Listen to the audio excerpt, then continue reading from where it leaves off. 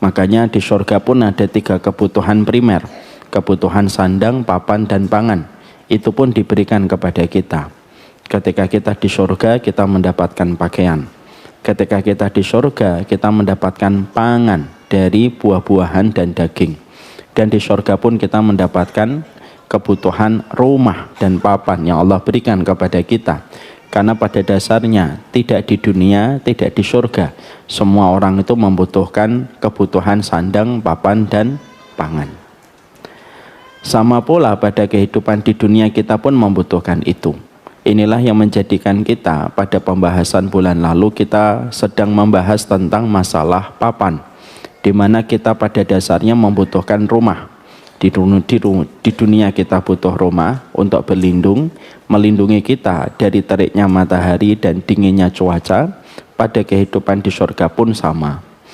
Rasulullah pun mengatakan kepada kita bahwasanya setiap orang itu pada dasarnya memiliki bangku di dunia dan memiliki bangku di surga dan bangku di neraka. Siapapun yang terus melakukan amal salih, berarti dia telah memilih bangkunya dan rumahnya di surga, dan meninggalkan rumahnya dan bangkunya di neraka untuk orang-orang yang kafir kepada Allah. Sama pula orang kafir ataupun orang yang bermaksiat, ketika terus melakukan kemaksiatan ataupun melakukan kekufuran, berarti dia telah memilih bangkunya di neraka dan meninggalkan bangku dan rumah mereka di surga untuk orang yang beriman. Makanya maaf, orang beriman nanti tidak hanya mendapatkan rumah yang mereka miliki, tapi juga mereka mendapatkan warisan dari rumahnya orang-orang kafir yang ditinggalkan orang kafir. Ketika orang kafir dan orang yang bermaksiat tidak melakukan amal solih untuk mendapatkan rumah mereka di surga. Inilah yang menjadikan kita semakin memahami kita ini semuanya memiliki sebuah kebutuhan basic. Kita ini butuh rumah. Kita kemarin juga membahas bahwasanya rumah itu ada 4 sifatnya pada kehidupan dunia dan kehidupan akhirat kita. Maka yang pertama ada orang yang punya rumah di dunia dan ada orang yang punya rumah di surga. Ini merupakan salah satu di antara orang yang mendapatkan sedikit karunia dari Allah. Di dunianya dia mendapatkan rumah, di akhiratnya dia juga mendapatkan rumah. Dan rumah itu adalah rumah di surga. Dan ini merupakan puncak ekspektasi dari sebagian besar seorang wanita. Wanita itu sangat butuh rumah, Pak. Di dunianya dia butuh rumah karena tempat dia bisa melepaskan sebagian pakaiannya. Di surga pun tidak ada yang paling dia inginkan kecuali adalah rumah. Makanya ada orang yang pertama mendapatkan rumah di dunia, mendapatkan rumah di surga. Ada yang kedua yang tidak mendapatkan rumah di dunia tetapi mendapatkan rumah di surga. Ketika di dunia dia ditakdirkan menjadi kontraktor. Dia pindah dari satu rumah kepada rumah yang lainnya. Dia tidak memiliki harta dan tidak memiliki materi untuk membeli rumah. Tetapi nanti ketika dia di akhirat, maka dia diberikan oleh Allah sebuah rumah di surga. Ini merupakan perkara sebuah kemuliaan. Dan kita selalu harus mengerti, tidak memiliki rumah di dunia itu tidak hina. Karena sesungguhnya banyak orang yang beriman yang tidak memiliki rumah ketika di dunia. Tapi Allah berikan kepadanya rumah di surga. Bukankah Ibunda Khadijah termasuk salah satu wanita yang Allah bangunkan untuknya sebuah rumah di surga? Dan banyak para sahabat yang terkadang mereka karena kondisi kefakiran yang mereka miliki menjadikan mereka tidak memiliki rumah di dunia. Tapi mereka memiliki rumah di surga. Makanya kalau ada di antara bapak dan ibu belum diberikan oleh Allah kesempatan untuk memiliki rumah di dunia, satu, itu tidak pernah menjadi aib. Dan itu tidak akan menjadikan hina. Karena Allah tidak mewajibkan kita untuk memiliki rumah di dunia. Yang kedua, jangan pernah mati-matian untuk memiliki rumah di dunia sampai dengan mengambil cara yang haram. Rumah itu tujuan, rumah itu bukan tujuan. Kalau rumah itu bukan tujuan, jangan menghalalkan segala macam cara untuk mendapatkan apa yang bukan menjadi tujuan di dalam kehidupan kita. Banyak orang menyangka memiliki rumah itu adalah tujuan. Memiliki rumah bukan tujuan. Memiliki tujuan kita itu ridhonya Allah. Kalau kita sudah salah menetapkan tujuan kita, maka kita akan salah menetapkan setiap jalan dan ikhtiar yang kita lakukan. Misalkan, Bapak menetapkan rumah itu tujuan, maka Bapak akan menghalalkan segala macam apapun supaya kita bisa memiliki rumah. Sama kayak haji. Haji itu bukan tujuan, haji itu wasilah. Haji itu metode dan jalan menuju kepada ridhonya Allah. Tapi kalau orang sudah menetapkan haji itu tujuan, akhirnya dia rela menabung dengan cara riba. Hanya untuk bisa haji. Padahal haji bukan tujuan. Tujuannya itu ridhonya Allah. Kalau tujuannya ridhonya Allah, berarti hajinya harus bersih dari riba. Kalau ridhonya Allah itu tujuan, berarti rumahnya itu harus dengan cara ridhonya Allah. Makanya yang kedua yang kita dapatkan, ada orang yang tidak memiliki rumah di dunia tetapi memiliki rumah di akhirat. Dan anak kita tidak usah kita paksakan untuk bisa membeli rumah. Dan kita tidak boleh menjadi orang tua yang kecewa hanya karena anak kita tidak bisa membeli rumah. Tidak apa-apa kalau dia nggak bisa beli rumah. Jangan mencintai anak kita hanya karena yang satu kaya dan mengurangi rasa cinta kepada anak kita karena yang satunya tidak kaya. Kadang-kadang maaf kalau kita terlalu mencintai seseorang dari anak kita berlebihan. Biasanya justru anak itu yang akan menguji kita ketika kita dewasa. Ada seorang ibu sayang betul pada anaknya nomor 3. Tapi justru nomor 3 itu menguji cintanya ibu. Dan ibu ini banyak meneteskan air mata untuk anak ketiga. Ada anak keduanya nggak terlalu dicintai sama ibunya. Anak ketiga itu kan, anak kedua itu kan biasanya keras ya Pak. Dia mukul meja, mejanya yang minta maaf. Itu anak kedua. Anak kedua itu begitu biasanya. Biasanya dia dilompatin Pak. Karena kasih sayang bapak dan ibunya tertuju pada anak pertama.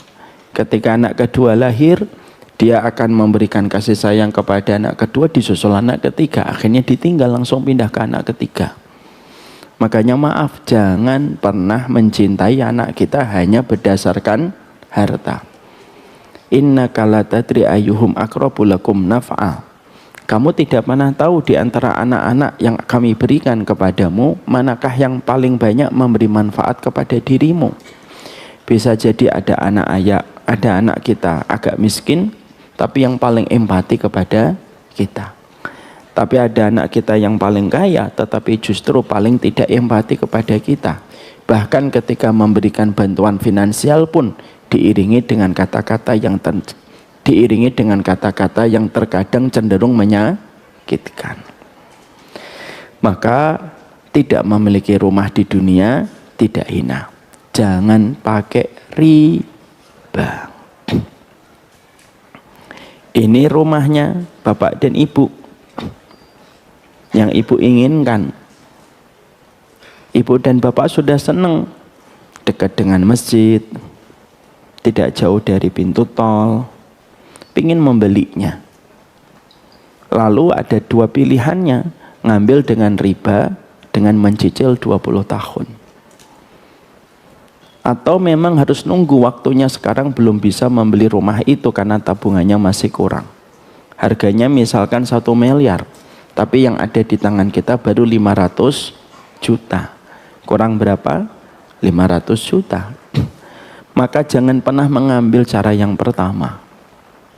Kalaupun akhirnya bapak ibu itu mengambil dengan cara yang pertama, dengan cara riba, lalu akhirnya rumah itu ditempati di awal tahun 2000 dan sudah mulai mencicil setiap bulannya 4 juta sampai 5 juta sampai 20 tahun, dan sampai tahun 2020 rumah ini akhirnya menjadi miliknya dan sertifikat diberikan kepada bapak dan ibu itu, saya mengatakan sebenarnya rumah itu memang sudah jatahnya bapak ibu. Cuma karena bapak ibu tidak sabar, bapak ibu mengambil dengan cara riba. Yang pada dasarnya kalau dia menunggu 20 tahun, kira-kira sampai enggak rumah itu kepada mereka? Nyampe. Apa yang Allah takdirkan menjadi milik kita akan datang milik kita, walaupun ada 1000 pintu yang menutup. Tapi apapun yang bukan milik kita, tidak akan menjadi milik kita, walaupun 1000 pintu terbuka untuk kita. Jadi kalau ada orang mengatakan, saya akhirnya memiliki rumah ini Ustadz dengan cicilan riba 20 tahun. Saya tuh pengen ngomong, sebenarnya rumah ini milik Bapak. Tanpa Bapak harus menyentuh dengan cara riba. Cuma terkadang manusia itu kurang bersabar. Maka bersabarlah. Biarlah Allah yang mengatur rumah itu datang kepada kita dengan caranya Allah. Ada yang ketiga, yang mereka itu memiliki rumah di dunia tetapi tidak memiliki rumah di akhirat. Dengan berbagai macam sebab. Salah satunya kemaksiatan, kekufuran. Dan bisa jadi disebabkan karena dia mendapatkan rumah itu dengan cara yang Allah haramkan. Akhirnya merusak rumah mereka nanti di surga. Jangan sampai rumah kita di dunia itu merusak rumah kita di akhirat. Dan jangan sampai keinginan kita untuk memiliki rumah yang berlebih-lebihan menjadikan kita terlilit utang yang sejatinya justru merusak kehidupan akhirat kita hanya karena kita memaksakan pengen punya rumah dengan standar yang kita miliki, dengan standar yang kita inginkan. Kalau mampu silahkan, tapi kalau tidak mampu jangan memaksakan. Terkadang banyak orang tua pengen bangun rumah itu yang besar, tapi dengan sebuah niatan yang baik, dengan sebuah niatan yang baik, supaya nanti anak-anaknya bisa mendapatkan ruang di rumah itu. Tapi kenyataannya dia memaksakan diri membangun rumah terlalu besar, tidak sesuai dengan pemasukan yang dia miliki. Apa yang terjadi? Ketika rumah itu jadi, anak-anaknya sudah besar, anak-anaknya pergi karena mereka sudah memiliki jatah rumah masing-masing. Kita dulu sebagai orang tuanya memaksakan diri membangun rumah yang besar supaya anak-anak kita itu sudah punya rumah yang kita sediakan. Padahal kadang-kadang anak kita sudah mendapatkan jatah rumah yang Allah berikan. Janganlah rumah kita di dunia merusak rumah kita di surga. Yang keempat, ada yang tidak memiliki rumah di dunia, ada yang memiliki rumah. Ada yang tidak memiliki rumah di dunia, tidak memiliki rumah di surga. Dan ini merupakan orang yang celaka. Inilah yang menjadikan kita akhirnya membahas bahwasanya salah satu hal yang kita inginkan dari kebutuhan primer kita yaitu adalah kita mendapatkan rumah.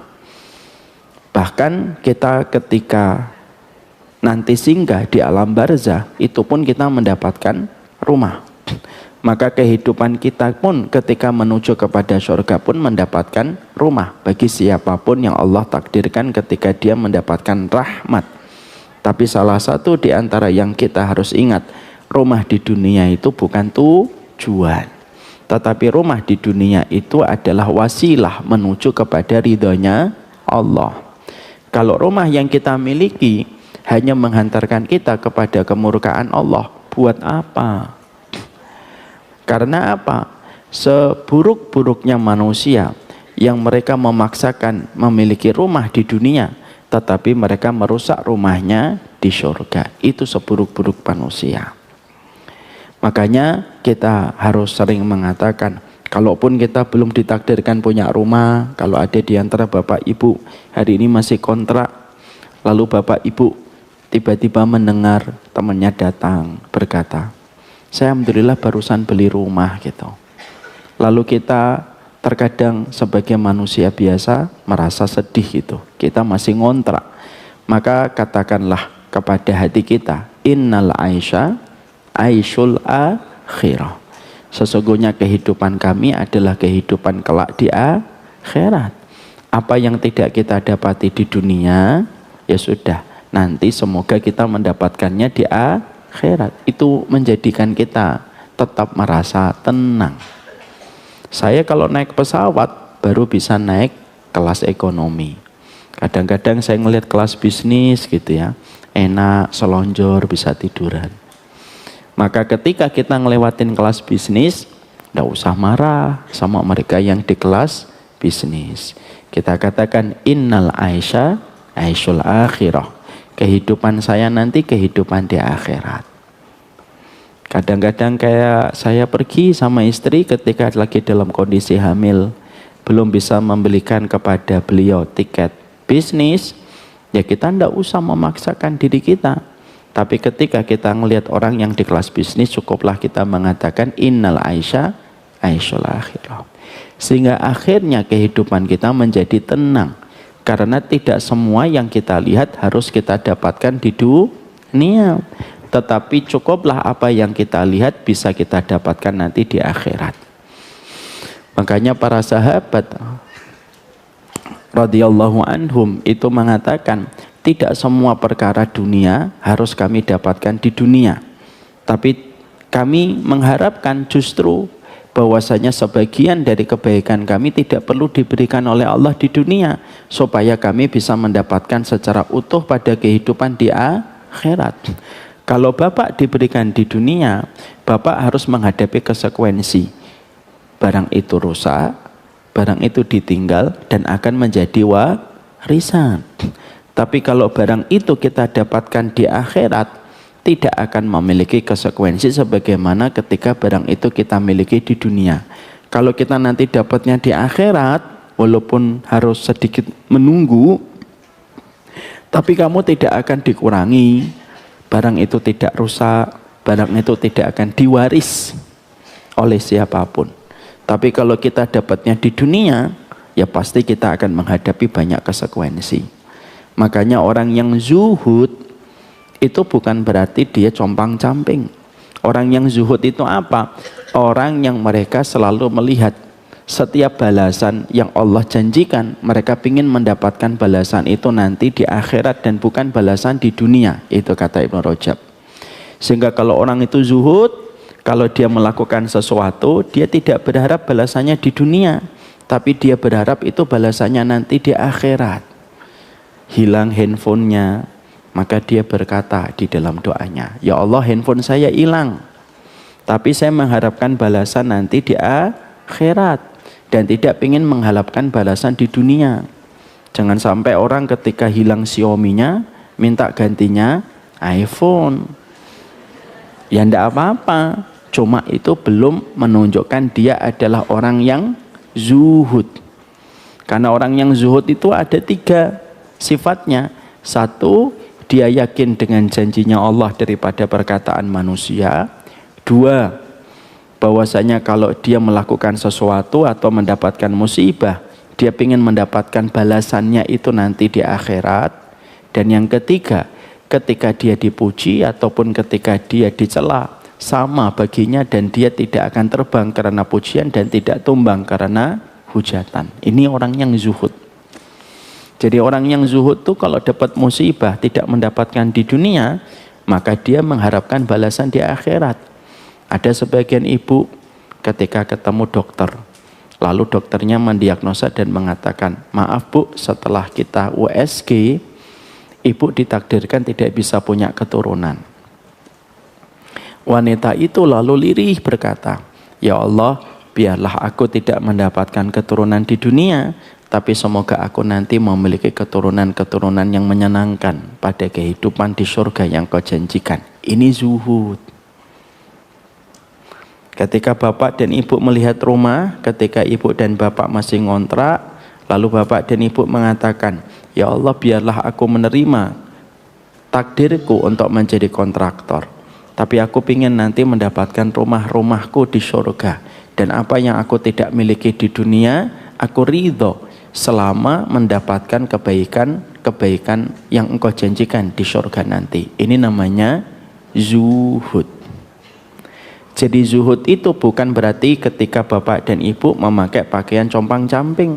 Tapi zuhud itu adalah sikap ketika kita yakin kepada apa yang Allah janjikan, lalu mengharapkan balasan di akhirat. Itu lebih kita kejar daripada balasan yang kita harapkan ketika di dunia. Itulah yang dinamakan sikap zuhud. Bapak berbuat baik kepada istrinya dan mengharapkan kebaikan itu dibalas oleh Allah nanti di surga, itu namanya zuhud. Ibu berbuat baik kepada suaminya, lalu suaminya belum bisa merespon, belum bisa membalas dengan kebaikan.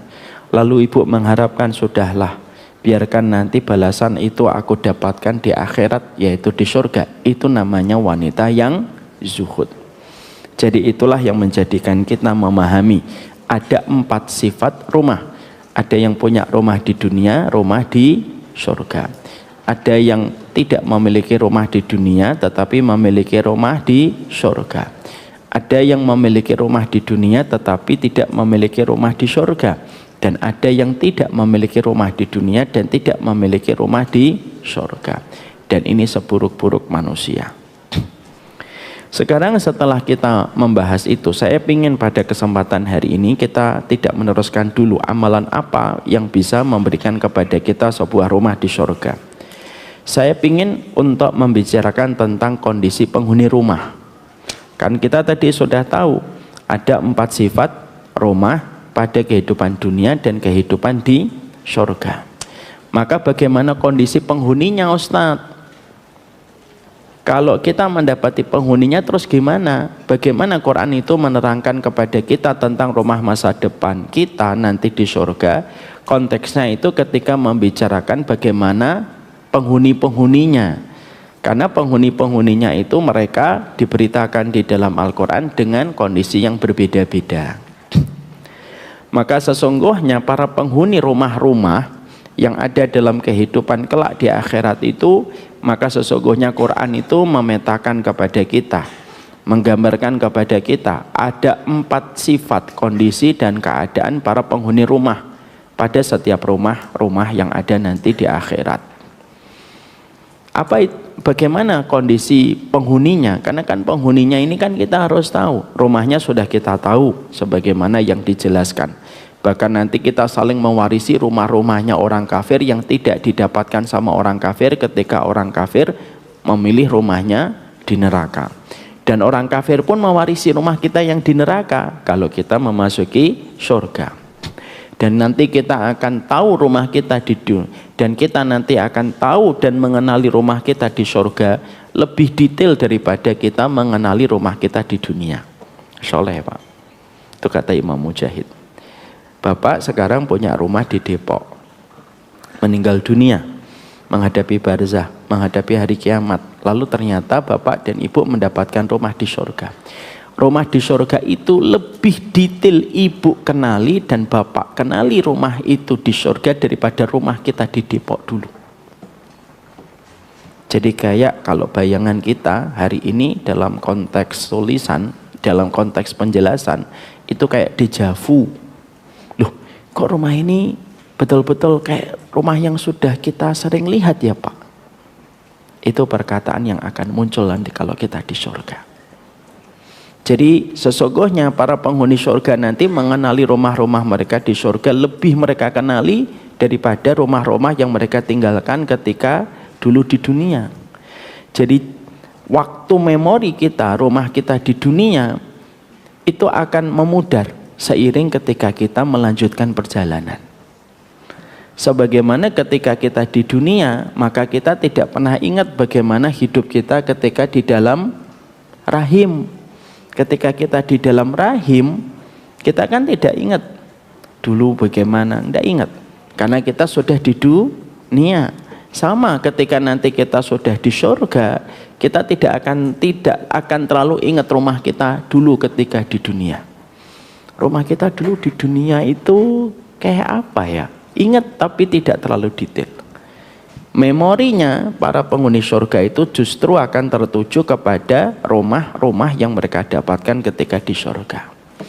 Jadi Bapak dan Ibu akan mewarisi rumah-rumahnya dan mewarisi rumahnya orang kafir yang mereka tinggalkan ketika orang kafir lebih memilih rumah di neraka. Sekarang ada 4 kondisi penghuni rumah.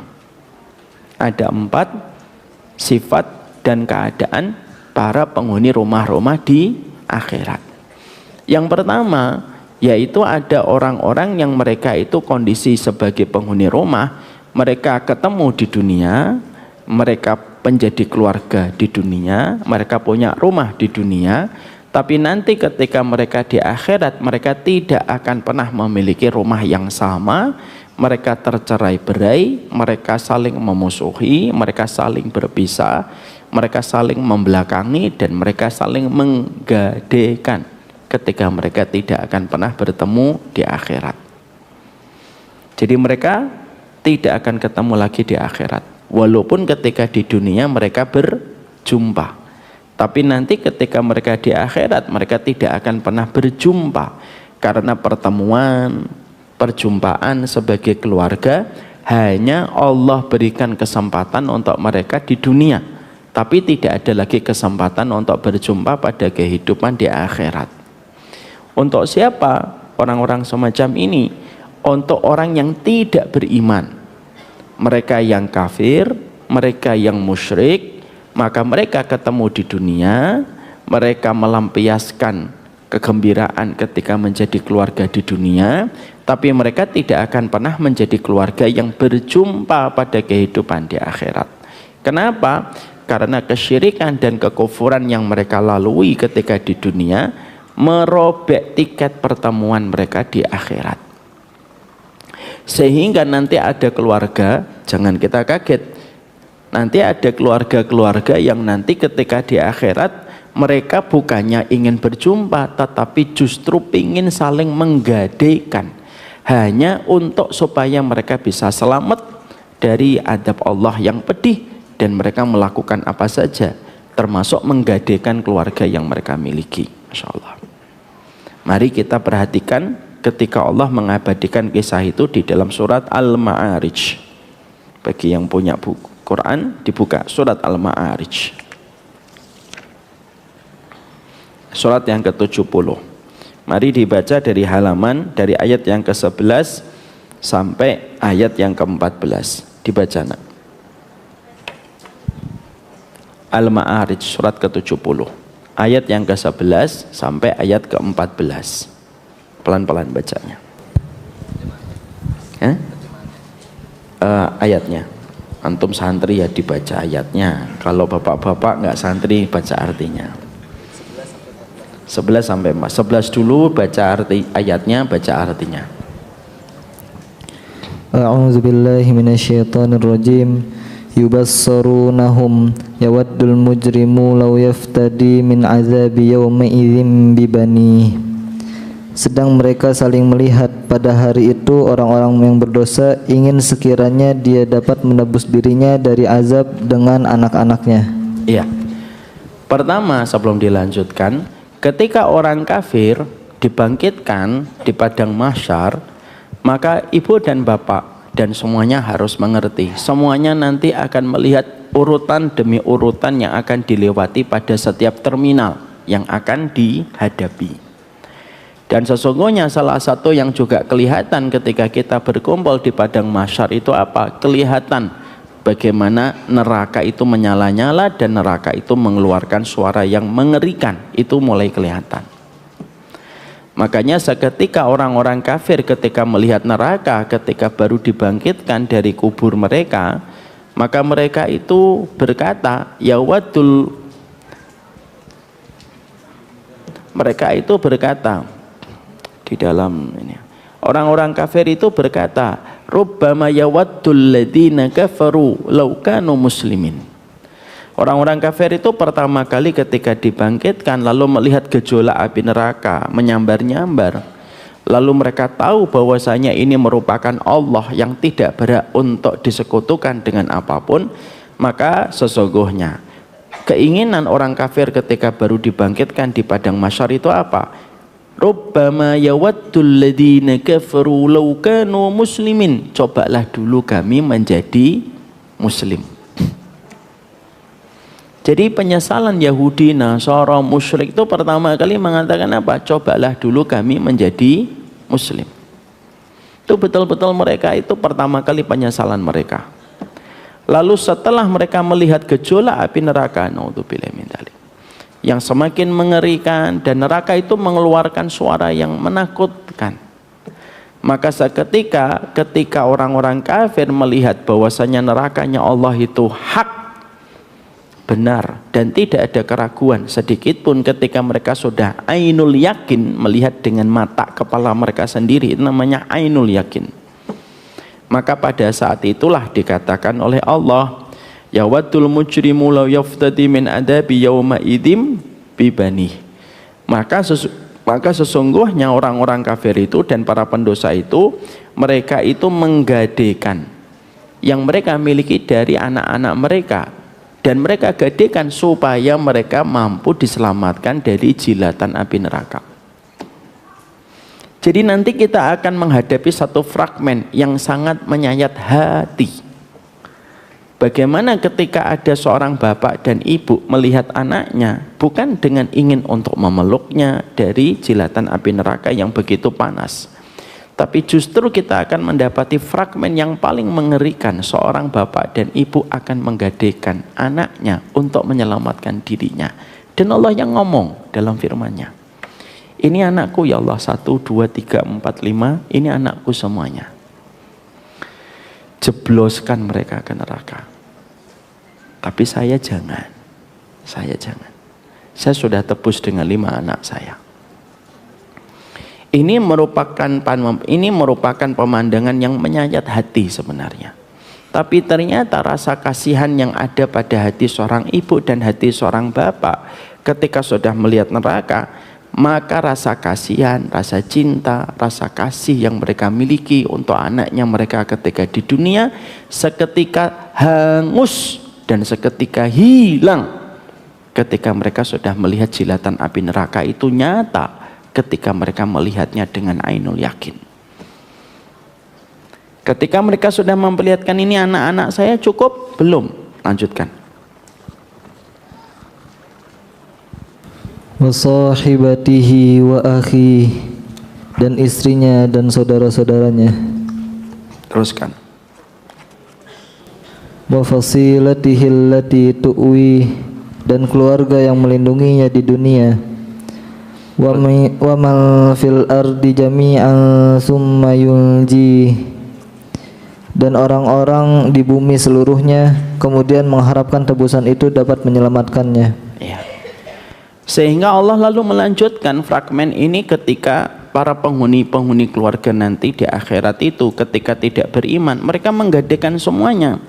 Mereka menggadekan anaknya, mereka menggadekan temannya, mereka menggadekan saudaranya, dan mereka menggadekan kolega yang pernah mereka kenal dan mereka ketahui ketika di dunia, dengan sebuah niatan satu, menyelamatkan mereka dari ancaman api neraka. Maka Abu Lahab tidak akan ketemu dengan Ummu Jamil, istrinya. Hatta Rasulullah pun tidak bertemu dengan Abu Thalib. Kenapa begitu Ustaz? Karena dimanapun pertemuan itu selalu ada syaratnya. Saya kalau ingin ketemu dengan bintang sepak bola Cristiano Ronaldo ketika menggelar ketemu fans di Jakarta, saya harus membeli tiketnya. Tiketnya harus saya bayar dengan harga yang tidak sedikit, supaya saya bisa melihat langsung dengan mata kepala saya tanpa melalui layar kaca Cristiano Ronaldo itu kayak apa. Kalaulah hanya bertemu dengan Cristiano Ronaldo saja, kita harus membeli tiket dengan rekening dan tabungan kita. Pertemuan di akhirat itu butuh dengan syarat. Makanya ketika keluarga sudah dalam kondisi mereka tidak beriman, pertemuan itu hanya bertahan di dunia dan tidak ada lagi pertemuan di akhirat. Makanya kalau ada orang-orang selebgram lalu mereka berkata dengan bercanda, naudzubillah min dzalik, saya tidak pernah membayangkan bercanda semacam ini, tapi ini nyata.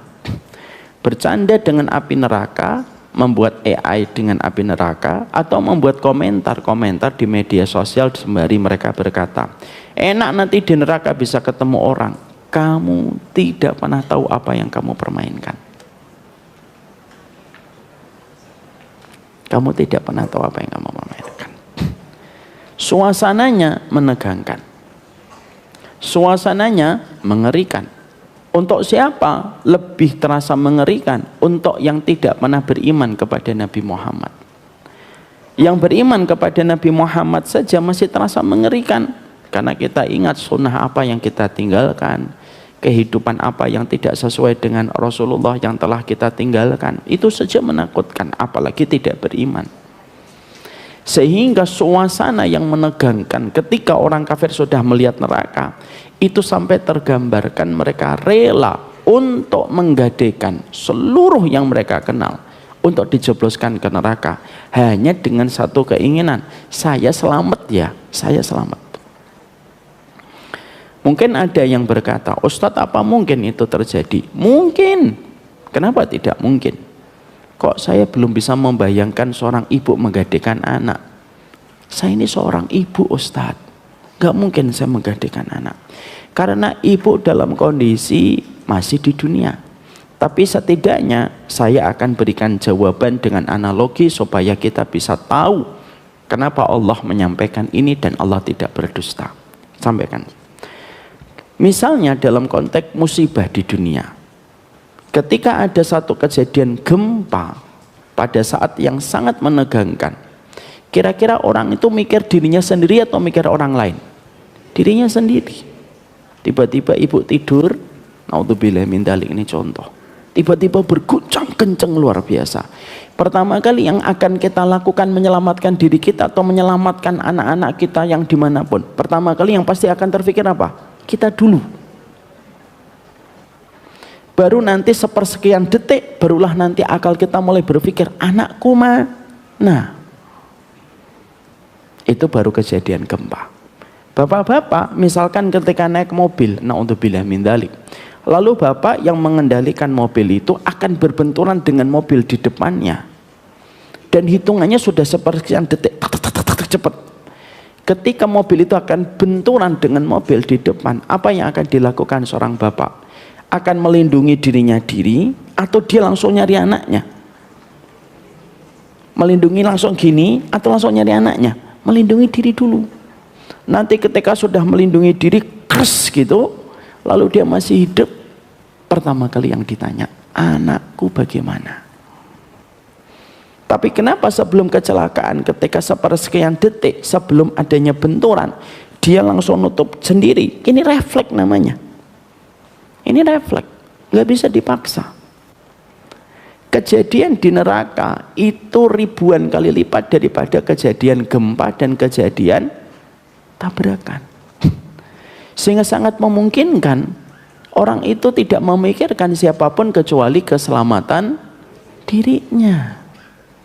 Saya dulu pernah ke Jogja, ada salah satu di antara keluarga di Jogja cerita, pas terjadi gempa di Jogja, ada keluarga itu cerita, saya dulu ketika terjadi gempa Ustadz, saya keluar dari kamar mandi dalam kondisi tidak memakai pakaian apapun. Coba, itu namanya apa? Telanjang kotak itu. Bukan telanjang bulan. Telanjang kotak-kotak itu. Setelah keluar, beliau keluar dari rumah itu, lalu ngelihat gimana rumahnya ambruk, lalu dia baru sadar, ya Rob, inna lillahi wa inna ilaihi rajiun. Saya nggak pakai anduk. Lalu saya tanya, Bapak betul-betul tidak sadar? Enggak sadar saya, Ustaz. Baru setelah kondisi tenang, baru sadar, baru tadi telanjangnya kotak-kotak itu menjadi sepertiga. Loh, kalau kejadian gempa saja itu semacam itu, loh, kejadian akhirat itu tidak bisa dikiaskan dan tidak bisa dianalogikan dengan kejadian musibah di dunia. Sehingga ayat ini mungkin nggak terjadi, sangat mungkin terjadi. Makanya dulu saya pernah ketika waktu masih ngontrak saya di Jakarta, ini kejadian. Saya punya tetangganya baik. Beliau murtad, pindah agama. Lalu beliau punya anak sudah besar-besar. Orangnya baik, ibu ini baik. Ketika meninggal dunia anaknya, ibu ini teriak-teriak. Ya Allah, innalillahi. Saya kaget loh, bukannya dia udah pindah agama. Nangis gitu. Dan ketika saya datang, ibu itu langsung ngomong, "Mas, ya Allah Mas, ini meninggal." "Iya Bu, sabar," saya bilang gitu. Nangis gitu, saya liatin beliau menggelayut, menggerak-gerakkan tubuh anaknya. "Bangun Bang, bangun Bang, bangun," gitu. Dalam hati saya langsung hadir surat Al-Ma'arij ayat yang ke-11 sampai 14. Selesai, pertemuannya selesai. Tidak ada lagi pertemuan di akhirat. Kenapa? Tiket pertemuan akhirat itu harus dibeli dengan kebenaran. Makanya kita dalam kehidupan kita menuju ke akhirat itu kita butuh kebenaran. Makanya sering saya ulang-ulangkan di sini. Allah itu tidak meminta kita hanya menjadi baik, tapi Allah meminta kita menjadi benar. Allah itu minta kita jadi benar. Dan kebenaran itu ada pada akidah yang benar, pada iman yang tidak tercampur dengan kesyirikan. Sekalinya syirik bubar. Romeo dan Juliet itu bisa ketemu, ngawur. Romeo Julietnya bisa ketemu, sehidup semati, ya memang sampai mati, udah tidak ada lagi pertemuan berikutnya. Dan itu sudah jelas Allah menyampaikannya. Maka inilah yang menjadi pertama, penghuni rumah masa depan. Ada yang rumahnya tidak didapatkan, penghuninya kocar kacir, Pak. Abu Lahab itu tidak bisa ketemu Ummu Lahab, Ummu Jamil. Tidak bisa ketemu. Hatta Nabi pun tidak ketemu dengan Abu Thalib. Nabi Muhammad tidak ketemu Abu Thalib, Pak. Dan itu sebuah kepastian bagi mereka yang tidak beriman kepada Allah. Makanya apa mimpi, apa impian penghuni, apa impian orang kafir nanti di akhirat? Pingin jadi muslim, itu aja impiannya mereka. Impiannya mereka itu. Rubbama yawaddul ladzina kafaru law kanu muslimin. Yang kedua, yaitu adalah orang yang mereka itu ketika dulu di dunia mereka menjadi keluarga, tapi mereka tidak sempat ketemu di akhirat, tapi tidak sempat ketemu di dunia, tetapi mereka sama-sama beriman, mereka ketemu nanti di akhirat. Siapa itu? Bisa jadi siapa saja, kayak kita dengan Nabi Muhammad, kan kita keluarganya Nabi Muhammad karena kita beriman kepada apa yang didakwakan Nabi Muhammad. Tapi kita tidak pernah ketemu dengan Nabi Muhammad. Maka bisa nggak nanti kita ketemu dengan Nabi Muhammad pada kehidupan kelak kita di surga? Bisa. Bisa nggak nanti kita ketemu dengan keluarga para nabi dan keluarga para rasul? Bisa. Karena sesungguhnya itu merupakan janji yang Allah sampaikan kepada kita. Bagi siapapun yang mereka itu beriman kepada Allah dan beriman kepada hari akhir, walaupun mereka tidak ketemu di dunia, ketemu di akhirat. Saya tidak ketemu kakek saya, tapi kalau saya dan kakek saya sama-sama beriman, ketemu nggak di akhirat? Ketemu. Dan ketemunya kita pada usia yang sama, Pak. Kakek saya namanya Mbah Muslih. Saya ini Umar Mita bin Umar Faruk bin Muslih bin Masyhudi. Masih panjang, saya bisa nyebutin. Sampai Rasulullah Ustaz? Enggak. Karena bukan keturunan Rasulullah. Tapi kan walaupun enggak keturunan Nabi, kalau kita beriman sama Nabi kan keluarganya Nabi. Maka ketika ada orang tidak ketemu di dunia, ketemu di akhirat. Makanya kita buka di dalam surat An-Nisa 69. Dibaca lagi, Nak. An-Nisa 69.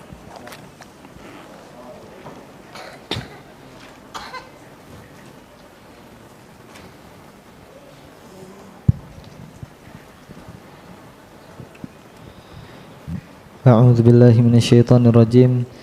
Wa may yuti'illah war rasul fa ulaika ma'al ladzina an'ama Allahu 'alaihim minan nabiyyin was-siddiqin wasyuhada'i was-solihin wa hasuna ulaika rafiqa. Dan barang siapa ia menaati Allah dan Rasulnya Muhammad sallallahu alaihi wasallam, maka mereka itu akan bersama-sama dengan orang yang diberikan nikmat oleh Allah, yaitu para nabi, para pecinta kebenaran, orang-orang yang mati syahid, dan orang-orang yang soleh. Mereka itulah teman yang sebaik-baiknya. Lihat Ibu dan Bapak, urutannya, wa may yuti'illaha war rasula fa ulaika ma'al ladzina an'ama Allahu 'alaihim minan nabiyyin was-siddiqin wasyuhada was-shalihin wa hasuna ulaika rafiqa. Siapapun yang taat kepada Allah dan Rasulnya, maka mereka dipertemukan dengan orang-orang yang diberikan nikmat. Siapa orang yang diberikan nikmat yang selalu kita minta di dalam surat Al-Fatihah, ihdinas siratal mustaqim siratal ladzina an'amta. Sama ini, nyambung ini. Jadi surat Al-Fatihah itu nyambungnya di dalam surat An-Nisa 69 kata ahli tafsir. Siapa itu yang kita diberikan, siapa itu mereka yang diberikan nikmat yang kita akan ketemu dengan mereka kalau kita taat? Para nabi, para rasul, para siddiqin, orang yang cinta kebenaran kayak para sahabat-sahabat nabi dan para sahabat-sahabat rasul. Wasyuhada, orang yang mati syahid, wassolihin, dan orang solih. Baik itu orang solih yang keluarganya dan orang solih yang bukan keluarganya. Yuk ketemu. Khadijah tidak ketemu dengan ibunda Aisyah, tapi apakah nanti ketemu di akhirat? Yuk ketemu. Siapa? Khadijah. Siapa? Aisyah. Ada seorang perempuan, ada seorang laki-laki menikah, lalu istrinya meninggal dunia, lalu dia menikah lagi, lalu meninggal dunia, lalu menikah lagi sampai 3. Qadarullah, 3-tiganya istri yang dinikahi beliau semuanya masuk surga. Masya Allah, pinter nyari istri ini. Maka 3-tiganya ini nanti ketemu dengan beliau. Kamu siapa? Saya istri pertamanya. Masya Allah, persis yang diceritakan Abah. Nggak usah dibayangin. Lah kamu siapa? Saya istri ketiganya. Masya Allah. Memang Abah pintar nyari istri. Lah 3-tiganya ketemu di surga. Itu bisa cemburu dong Ustadz. Kalau cemburu masih di Depok. Nggak ada cemburu. Apa cemburu itu? Nggak ada. Cemburu itu hanya di dunia. Nggak ada cemburu di akhirat tuh nggak ada. Masa nggak ada cemburu? Iya. Uniknya cinta di surga itu, cintamu berpuluh-puluh kali lipat lebih besar daripada cintamu di dunia, tapi tidak ada cemburu. Mana dalilnya tidak ada cemburu? Wa naza'na ma fi sudurihim min gillin ikhwanan ala sururim mutaqabilin. Maka sesungguhnya kami akan cabut di dalam hati mereka itu ghil. Ghil itu benci. Benci itu lebih rendah daripada cemburu. Ghil aja dicabut, apalagi cemburu. Kalau wanita masih cemburu di surga, surga jadi nggak enak. Cemburu itu nggak ada. Dan walaupun tidak ada cemburu, tidak ada seorang wanita yang selingkuh dan tidak ada suami yang selingkuh. Kenapa? Diberikan kecukupan, diberikan keinginan, tapi keinginannya tidak pernah jatuh kepada kemaksiatan. Kenapa? Karena tidak ada hawa nafsu dan tidak ada syaitan. Dan kalaupun mereka menginginkan sesuatu, diberikan oleh Allah sebagai pengganti yang jauh lebih baik. Ya, dengan bidadari. Suami istri tidak ingin memiliki apapun kecuali suaminya. Ustadz, kenapa ada perempuan, ada laki-laki dapat bidadari, laki-laki perempuan tidak dapat bidadara? Ini jawabannya. Karena kalau laki-laki, bagaimanapun fitnahnya laki-laki itu yang paling berat apa? Wanita. Makanya sesungguhnya Allah memberikan kepada mereka bidadari supaya mereka itu mampu menahan diri dari yang haram ketika di dunia, supaya mendapatkan yang halal di sisi Allah nanti di surga dengan para bidadari. Karena fitrahnya wanita dan laki-laki beda. Perempuan, kenapa tidak ada bidadara Ustadz? Perempuan itu tidak butuh banyak laki-laki. Perempuan itu butuh satu laki-laki yang bertanggung. Tuh dijawab Pak. Padahal saya jebak tadi. Nah, makanya fitrahnya itu begitu. Makanya akhirnya di situ ketemu. Saya nggak mau bicara lagi bidadari dan bidadari. Ustadz, kenapa di dalam Quran itu diceritakan bidadari itu detail? Karena supaya laki-laki itu menahan diri dari yang haram. Coba kalau perempuan kenapa tidak diceritakan tentang bidadari yang detail? Kalau ibu diceritain tentang bidadari, ibu malu bacanya. Ada bidadari untuk kalian, dadanya bidang, perutnya six pack gitu. Mesti apa sih ini? Mesti nggak mau baca. Karena apa? Perempuan itu memiliki sifat malu. Makanya perempuan sama laki-laki itu kan standarnya itu kan beda. Perempuan itu standarnya itu kalau ditanya mana laki-laki yang ganteng dan bertanggung jawab, maka milihnya pasti yang bertanggung jawab. Kalau ada yang gantengnya bonus. Dan itu beda dengan standarnya laki-laki kata para ulama. Maka itulah yang menjadikan yang kedua tidak ketemu di dunia tetapi ketemu di akhirat. Nanti bisa nggak kita ketemu dengan Nabi Nuh? Bisa, ini kan jelas. Mau ketemu Hamzah Ustadz? Bisa. Mau ketemu Nabi Adam? Bisa. Nanya, kok dulu makan buah sih? Gitu. Bisa. Bisa, ini semuanya disebutkan oleh Nabi. Ibu-ibu, saya tahu siapa Nabi yang pengen ditemui. Nabi Yusuf kan? Tahu.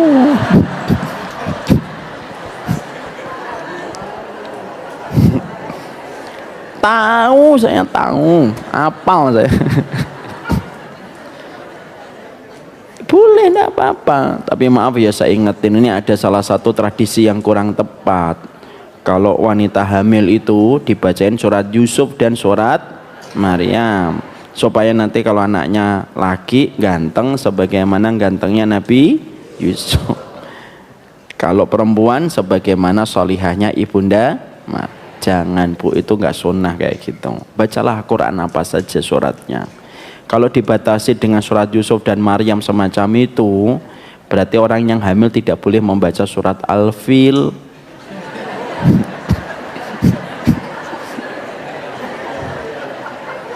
Ya kan? Apalagi surat An-Naml. Apalagi Al-Ankabut jadi Spiderman. Jangan gitu, agama mah jangan diotak-atik semau-maunya. Saya dulu pernah tanya, Mbak, Bu, kenapa kok harus baca surat Yusuf? Biar ganteng Ustadz kayak Nabi Yusuf gitu. Saya ngomong, Bu, itu yang koriknya jangan sampai salah, Bu, baca surat Al-Ankabut. Jangan gitulah. Memang membacakan Quran bagi yang hamil itu penting. Tapi bukan berarti kita boleh mengatur-ngatur sesuai dengan apa yang menjadi logika kita. Itu namanya otak-atik manto. Maka yang kedua itu ketemu di dunia, nggak ketemu di dunia, ketemu di akhirat. Ustadz, bukankah nanti derajatnya nanti akan jauhan Ustadz? Betul, walaupun derajatnya berjauhan nanti tetap dipertemukan. Dan nanti kita bisa pindah ke naik atas, dan ada hari-hari ketika pada satu pekan kita akan berkumpul dengan seluruh penghuni surga, insya Allah. Jadi nanti kalau kita di surga, dalam hadis riwayat Muslim atau Bukhari saya lupa, diterangkan ada satu hari di mana pada hari itu seluruh penghuni surga itu reuni, kumpul mereka. Dan mereka mengambil barang-barang yang mereka inginkan untuk mereka bawa ke rumah. Dan setiap ada angin yang bertiup, kata Rasulullah, itu semakin menjadikan wajah mereka itu semakin tampan. Istri mereka di rumah, dan setiap pekannya dijadikan istri-istri para penghuni surga itu semakin cantik. Dan mereka semakin gadis setiap pekannya. Masya Allah. Disitulah tempat kegembiraan. Makanya gembira di dunia itu tidak ada yang absolut, ibu dan bapak. Gembira di dunia itu sifatnya temporer. Makanya tidak ada yang absolut kalau di dunia. Saya pengen gembira absolut, tidak bisa di dunia, tidak bisa. Tidak bisa. Nikmati aja segala takdir yang Allah berikan dengan ridho. Maka yang kedua, ketemu di dunia, ketemu di akhirat. Kemudian yang ketiga, ada keluarga-keluarga yang mereka itu ketemu di dunia baik, tapi mereka menjadi keluarga yang berantem hebat pada kehidupan di akhirat. Dan itu ada pada surat Az-Zukhruf ayat 67. Surat ke-43, dibaca Mas. 67.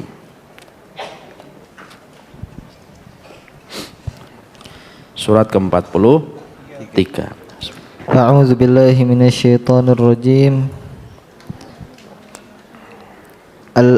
Al-akhillau yawma idzin ba'duhum li ba'din aduwwun illal muttaqin. Teman-teman karib pada hari itu saling bermusuhan satu sama lain kecuali mereka yang bertakwa. Ya, ini hati-hati. Ada yang ketiga, penghuni rumah masa depan itu ada yang kriteria mereka itu ketika di dunia saling mencintai, saling harmonis, romantis, makannya pakai candlelight. Walaupun menunya lele. Sudah pakai lilin menunya tetap lele.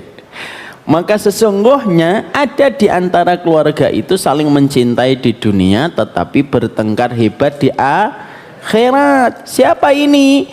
Orang-orang yang mereka itu tidak pernah memperingatkan. Orang yang tidak pernah mereka saling menasehati. Suami yang terus melakukan kemaksiatan, istri yang melakukan dosa, dan mereka saling mendiamkan dan mereka saling membiarkan. Maka sesungguhnya pertemuan mereka pada kehidupan berikutnya, pada kehidupan di akhirat, mereka dibiarkan bertengkar. Makanya nanti pertengkaran yang paling melelahkan itu pertengkaran di mana? Di akhirat. Ibu dan bapak sepakat nggak? Bertengkar keluarga di dunia itu melelahkan atau tidak melelahkan? Melelahkan. Yang paling menguras air mata dan kesedihan itu pasti pertengkaran keluarga.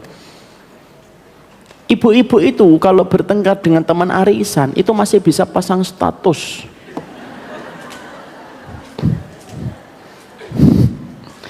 Laki-laki kalau habis bertengkar dengan temannya, tetangganya itu masih bisa ngopi dia. Americano. Tapi kalau suami istri habis bertengkar, lemes mereka. Lemes dia. Karena pertengkaran yang paling menguras energi itu pertengkaran keluarga. Loh, ternyata pertengkaran yang paling melelahkan itu pertengkaran keluarga di dunia sudah melelahkan. Loh, di surga, di akhirat itu lebih melelahkan. Maka nanti ada seorang suami istri yang mereka tidak mendapatkan rumah di surga, namun mereka itu bertengkar. Istri tidak bisa disalahkan, suami tidak bisa disalahkan.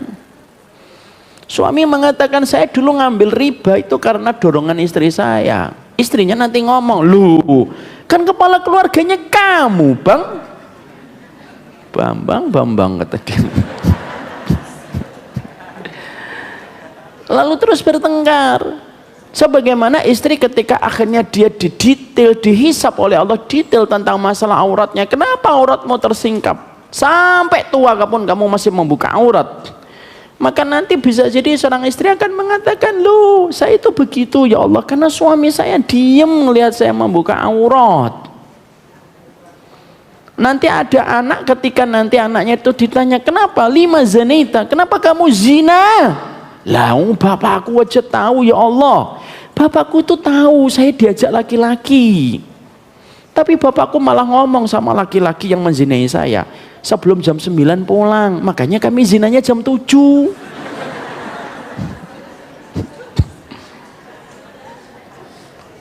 Ini tuh masalah besar. Ini masalah besar. Allah tidak mewajibkan kita dakwah keluar kecuali itu hukumnya fardu kifayah. Tapi Allah mewajibkan kita dakwah kepada keluarga dan itu sifatnya fardu ainin. Maaf ya Bu dan Bapak, ini maaf ya. Saya tiba-tiba ngomong bulan depan libur. Ibu ndak boleh protes. Ustadz, dakwah itu wajib. Wajib untuk keluarga. Untuk orang lain fardu kifayah, bisa diwakilkan sama guru yang lain. Tapi saya mendakwai keluarga saya wajib.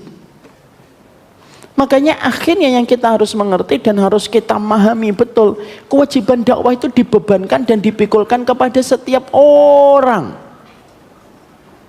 Kalau tidak terjadi, Allah sudah nyampaikan ini loh jelas berapa banyak orang yang saling mencintai, mereka itu bertengkar hebat.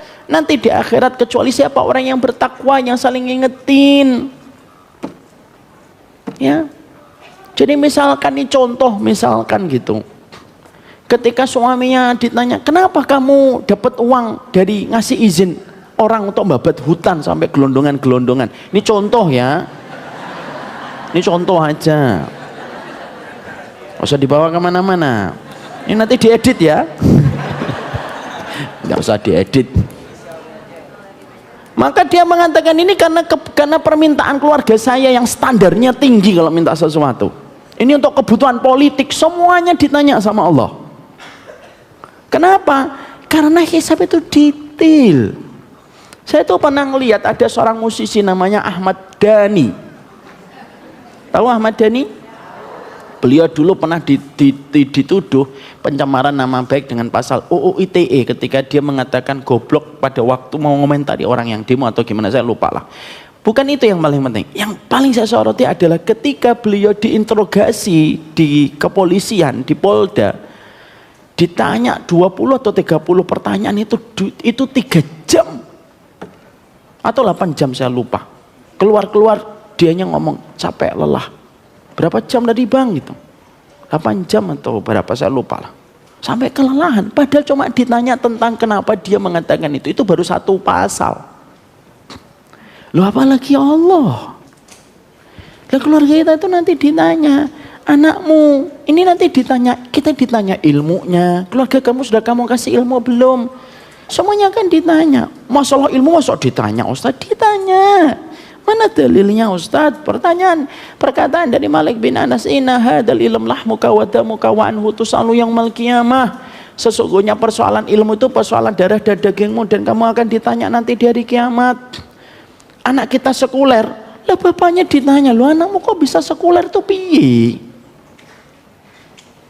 Anak kita nanti liberal, kita yang ditanya, lu anakmu kok bisa liberal tuh gimana? Semuanya ditanya. Ini loh pertanyaannya di sini nih. Surat Az-Zukhruf 67 nih clear, jelas sekali Allah nyampein. Makanya akhirnya ada keluarga yang nanti bertengkar hebat. Begitu. Ya kenapa kok dikasih izin ini ya supaya dapat uang? Uang dari kehutanan besar gak? Besar. Ini contoh lagi. Itu akhirnya terus siapa uang ini dimakan siapa? Yang dimakan nanti dihisap semuanya. Nanti istri ngomong, lah saya kan gak minta, abang aja yang lemah menjaga dirinya dari perintah Allah. Semuanya nanti akan mencari kambing hitam, Pak. Semua itu akan cari kambing hitam.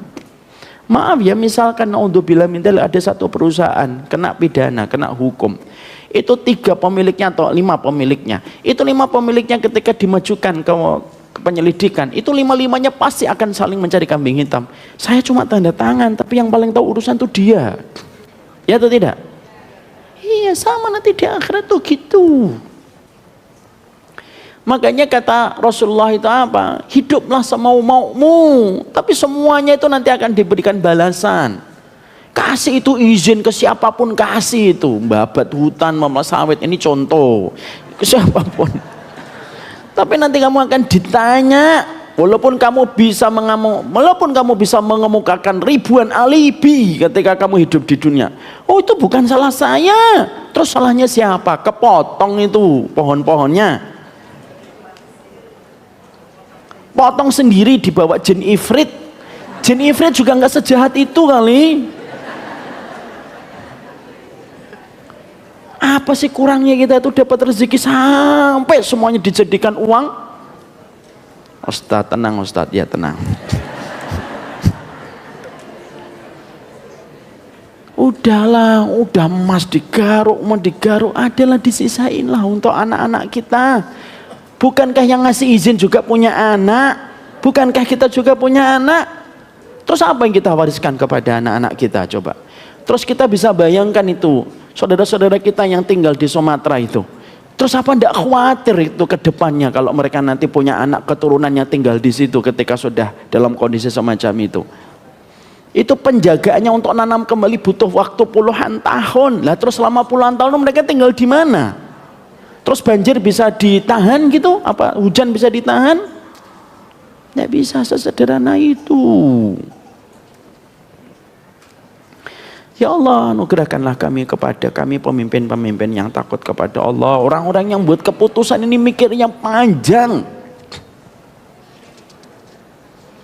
Yang dicari masalah-masalah kecil aja, masalah agama apa negara kita itu kadang masalah-masalah yang viral itu masalah kecil-kecil. Ini masalah yang kayak gini nih, masalah penting sekali nih.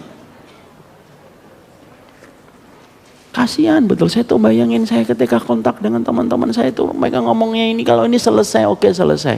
Tapi hujan itu siapa yang bisa menghentikan? Terus kami akan naruh anak-anak kita tuh di mana Ustadz katanya. Satu tempat sudah jebrol, ya itu kan tinggal ibaratnya sudah tidak ada lagi perlindungan kecuali perlindungan dari Allah semata atas sesuatu yang mereka tidak pernah cicipi uangnya.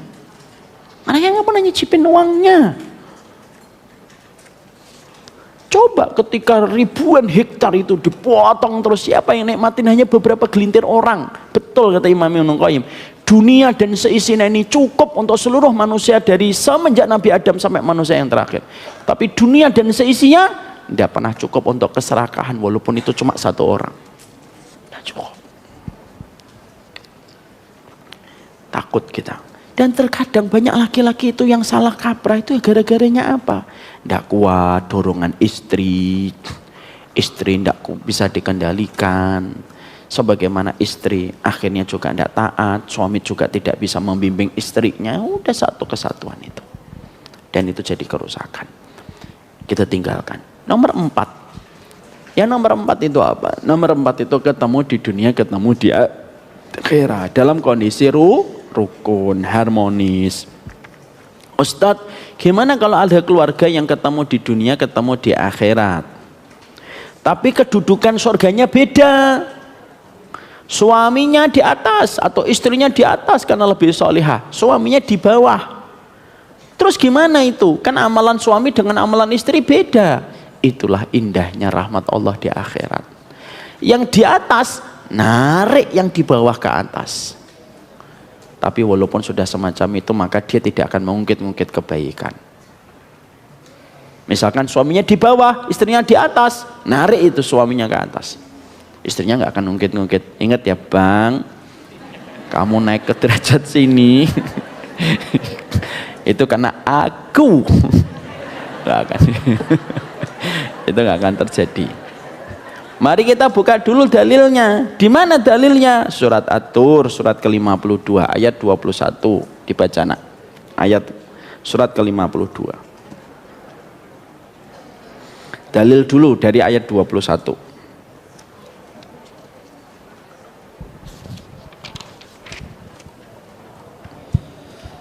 A'udzu billahi minasyaitonir rajim.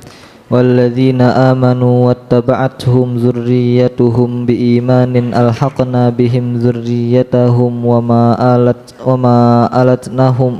alatnahum min amalihim min syai' kullu imri'in bima kasaba rahin. Dan orang-orang yang beriman beserta anak cucu mereka yang mengikuti mereka dalam keimanan, kami pertemukan mereka. Ulangi lagi, anak cucu mereka yang beriman beserta anak cucu mereka yang mengikuti mereka. Dan orang-orang yang beriman beserta anak cucu mereka yang beriman, kami pertemukan mereka. Alhaqna bihim. Alhaqna itu kami pertemukan. Jadi misalkan gini omongannya. Ibu nanti umrah ya? Iya saya umrah tapi anak saya berangkat umrah lebih dulu. Bisa nggak saya dipertemukan Ustaz? Bisa Bu, nanti di hotel mana saya pertemukan ibu dengan anak ibu. Itu namanya al-haqna, paham? Hotelnya beda, berangkatnya beda. Tapi karena pengen ketemu di Madinah, kami pertemukan. Ini kata al-haqna. Allah menyampaikan bukan dikumpulkan, tapi dipertemukan. Ini menjadi dalil sebagian ulama bahwasanya para penghuni surga dari satu keluarga, kalau mereka beda-beda tingkatan, mereka itu bisa saling menarik antara satu dengan yang lainnya. Suami apakah bisa memberi syafaat untuk istrinya dan istri bisa memberi syafaat untuk suaminya? Bisa. Anak saja bisa memberi syafaat kepada orang tuanya, maka sesungguhnya orang tuanya pun bisa memberi syafaat kepada anaknya. Makanya maaf, mana dalilnya bahwasanya nanti suami istri bisa saling memberi syafaat? Mari kita buka lagi sebentar, kita tinggalkan Antur, kita buka lagi Az-Zukhruf. Az-Zukhruf ayat yang ke-70.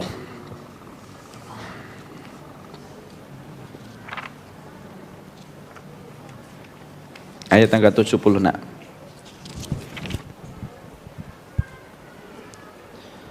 A'udzubillahi minasyaitonirrajim. Udkhulul jannata antum wa azwajukum tuhbarun. Masuklah kamu ke dalam surga, kamu dan pasanganmu akan digembirakan. Ini panggilan paling romantis dalam kehidupan alam semesta. Ketika Allah menyampaikan udkhulul jannata antum wa azwajukum tuhbarun. Masuklah kamu ke surga bersama pasanganmu dalam kondisi hati kalian digembirakan. Artinya suami istri pun bisa saling memberi syafaat sebagaimana mereka bisa masuk surga bersama-sama.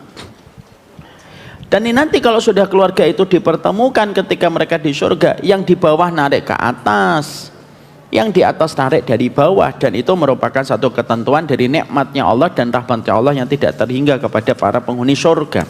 Lanjutkan ayat 22.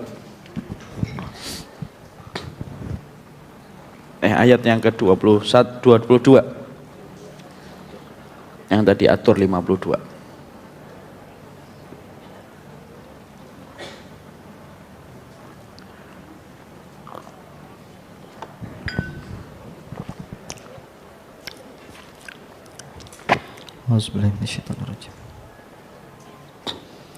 Wa amdadnahum bifakihati wa lahmim mimma yashtahun. Ini ayat yang paling nikmat Bu, kalau ibu taruh ayat ini di dalam kamar.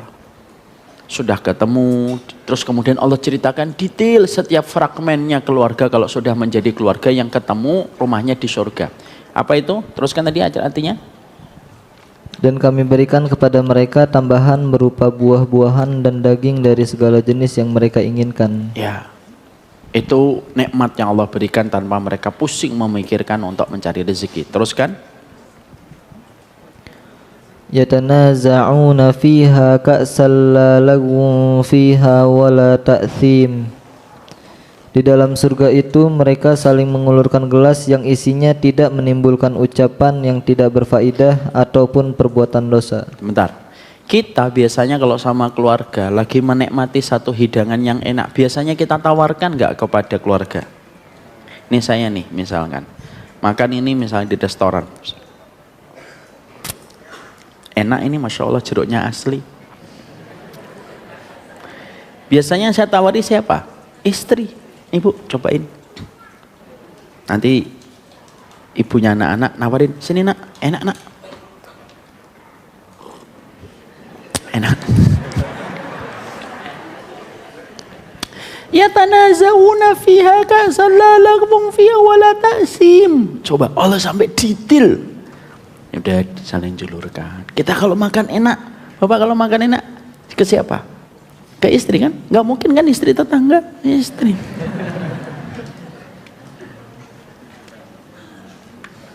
Dan Allah sampaikan itu untuk membangun kepada kita tentang sebuah mimpi yang harus menjadi kenyataan. Jadi memang iman itu bangun mimpi. Sudah selesai Ustadz? Belum. Allah lanjutkan, teruskan. Rumahnya kayak apa itu? Wa yatufu alaihim gilmanul lahum ka'annahum lu'lu'um maknun. Dan di sekitar mereka ada anak-anak muda yang berkeliling untuk melayani mereka seakan-akan mereka itu mutiara yang tersimpan. Tuh. Kenapa disifati mutiara yang tersimpan? Bu, ibu, bapak, rumah kita nanti di surga itu ada pintu untuk para pembantunya. Karena sesungguhnya rumah kita di surga dalam satu riwayat dijelaskan ada 4 pintu. Satu pintu ketemu dengan Allah langsung. Satu pintu itu merupakan tempat ketika malaikat-malaikat itu masuk ke rumah kita. Satu pintu itu adalah ketika malaikat masuk dan para pelayan-pelayan masuk. Yang ketiga, satu pintu untuk ketemu bidadari, satu pintu untuk melihat penghuni neraka. Jadi 4 pintu. Pintu ini ketemu dengan Allah, melihat Allah sebagaimana kita melihat rembulan di tengah bulan tanpa penghalang. Satu pintu melewatnya para malaikat dan para pelayan-pelayan surga ini yang dikatakan wa yatufu alaihim gilmanul lahum ka'annahum lu'lu'um maknun. Kenapa disifati kayak permata yang tersimpan? Karena mereka itu saking muternya kayak hidup gangsingan gitu loh. Sedap mana berhenti. Ibu kalau dan bapak kalau kita pergi ke mall, SPG-nya itu kan kadang lelah kan, nyender gitu. Lah, ini tuh enggak, gilmanul lahum ka'annahum lu'lu'um maknun, terus mutasud gitu. Itu rumah kita nanti gitu, buah-buahnya ada. Terus kita itu hanya tiduran, seneng-seneng. Bosen Ustaz. Alah, bosen.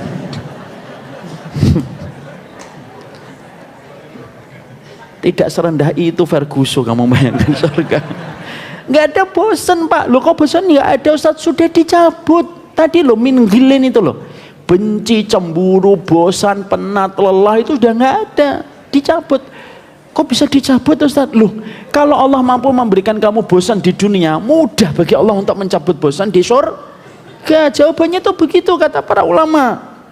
Emang nanti di surga nggak bosan Ustaz? Loh, sebagaimana Allah bisa menjadikan kamu bosan di dunia, gampang bagi Allah untuk mencabut sifat bosan itu dari kamu ketika nanti di surga.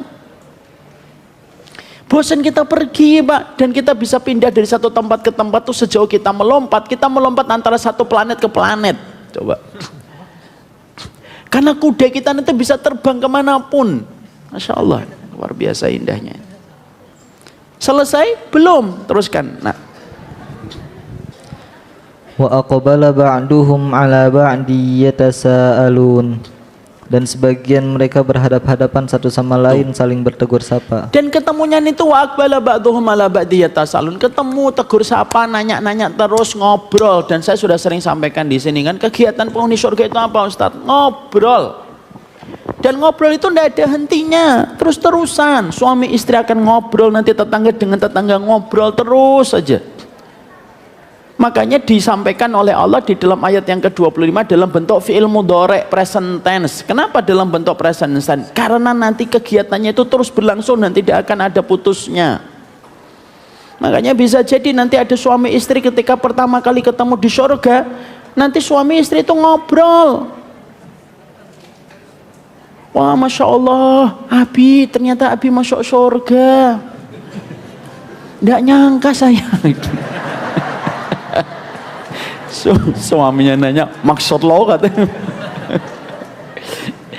Ya Allah gitu. Nanti Abinya nanya, kenapa kamu masuk surga mah? Ya Allah Bi, Masya Allah aku masuk surga itu sabar menghadapi dirimu gitu. Aku masuk surga Bi gitu. Terus Abinya ditanya, kalau Abi sama, aku juga sabar menghadapi dirimu. Nanti ngobrol terus. Makanya kan saya ingatkan ibu-ibu, saya kan sudah mungkin bosan kali ibu dengar. Saya selalu ingin sampaikan kan, senikmat-nikmatnya laki-laki sama bidadari itu tidak akan pernah mengalahkan nikmatnya laki-laki dengan istrinya di dunia. Karena sama bidadari itu tidak bisa ngobrol untuk mengukir memori. Tidak ada kisah klasik untuk masa depan surga. Makanya kalau bidadari ditanya, ingat gak dulu kita makan cilok? Kapan saya makan cilok?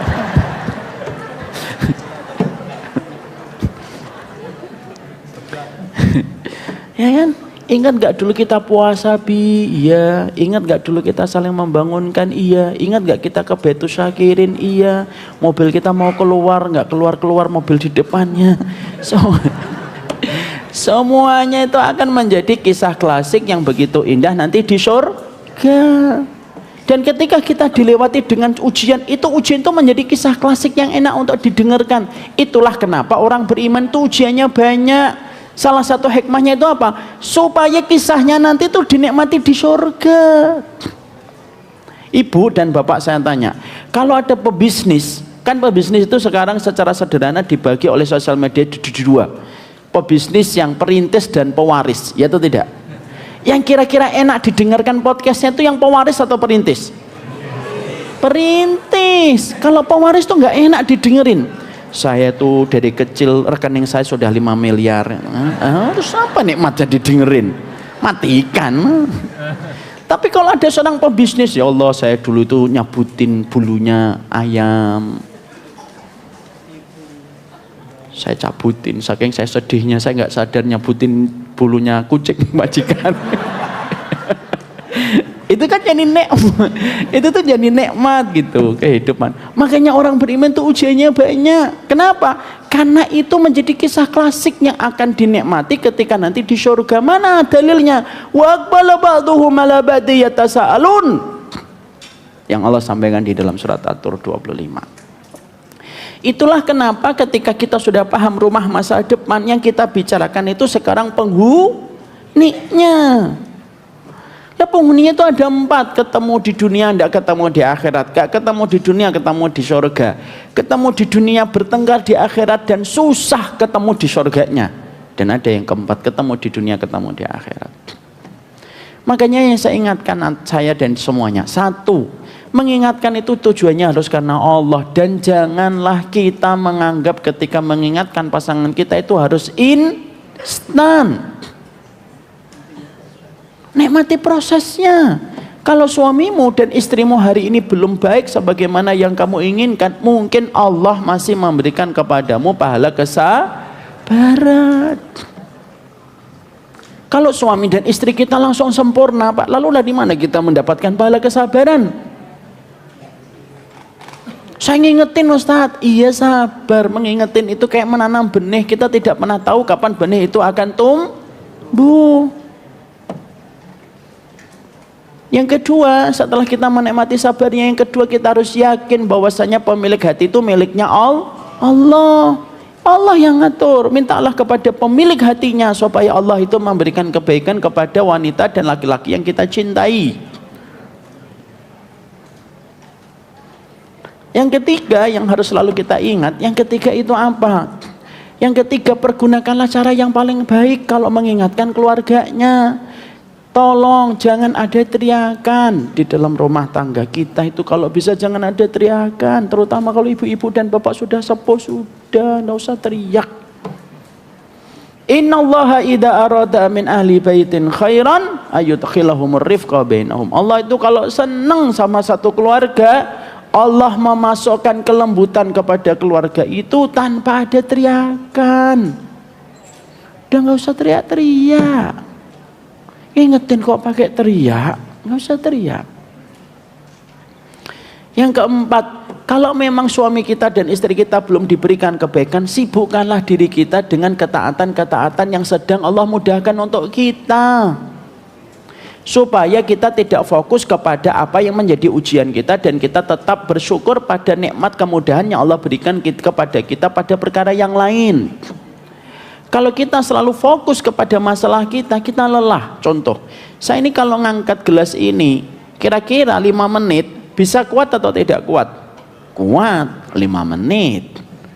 Coba kalau 12 jam. Gemeter atau tidak gemeter? Gemeter, jatuh gelasnya. Kadang-kadang kenapa masalah itu berat? Karena kamu terlalu fokus pada ujiannya, tapi kamu lupa kenikmatan dan kemudahan yang Allah berikan kepadamu pada perkara yang lain. Contoh, kamu sedang diuji dengan suami, kamu punya tempat taklim banyak, kajian banyak, jadwalnya bisa didatengin kapan saja. Bukankah itu merupakan perkara yang bisa membuatmu bersyukur, walaupun di sisi yang lain kita bersahabat. Bapak diuji dengan istri, tapi bapak memiliki teman yang baik, memiliki buku yang bisa dibaca, memiliki kitab yang bisa dibaca, memiliki kajian yang bisa didatangin. Pasti ada kemudahan di balik setiap kesulitan yang Allah berikan kepada kita. Ingatkan dengan cara yang baik, sertakan dalam doa. Dan saya tutup dengan sebuah perkataan.